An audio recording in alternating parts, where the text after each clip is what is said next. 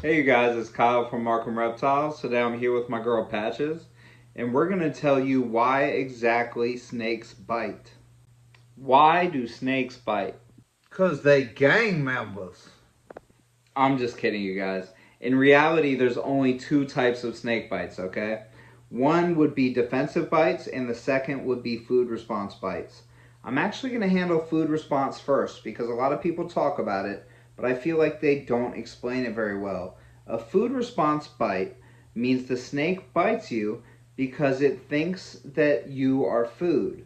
Now, when I say it thinks you're food, that doesn't mean it's going to try to eat your whole body, right? If this snake is sitting in its enclosure and I have rats falling out in the room, it's going to smell those rats. And the first thing that comes in its enclosure is going to get bit. If I thaw out rats in the room, or if I feed another snake in the room, and I reach in and grab this snake, I'm risking getting bit. Is she trying to eat me? No. But she has heat pits. She sees something hot, my hand, coming towards her, and she smells food, so she thinks it's food. Because why would someone be so dumb to thaw out food in a room and then stick their hand in a cage? Of course they wouldn't. They would be feeding her, right? Well, unfortunately, a lot of people make this mistake, right?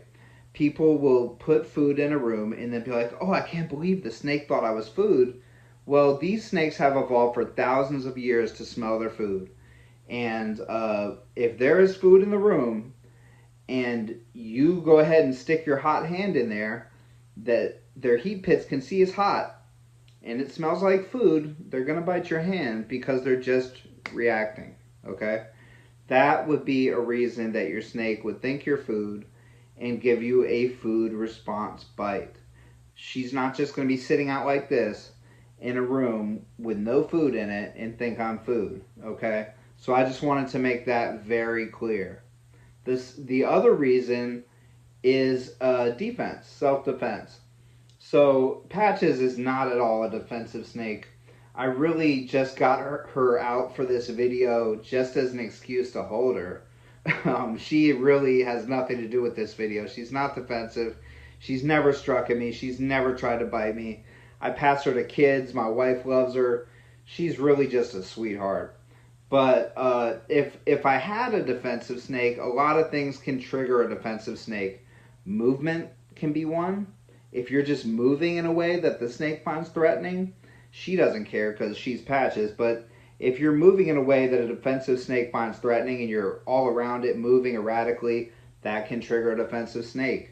If you put your face, your large predator face, with your big eyes right in front of a defensive snake, I've found that eyes can trigger a lot of very defensive snakes.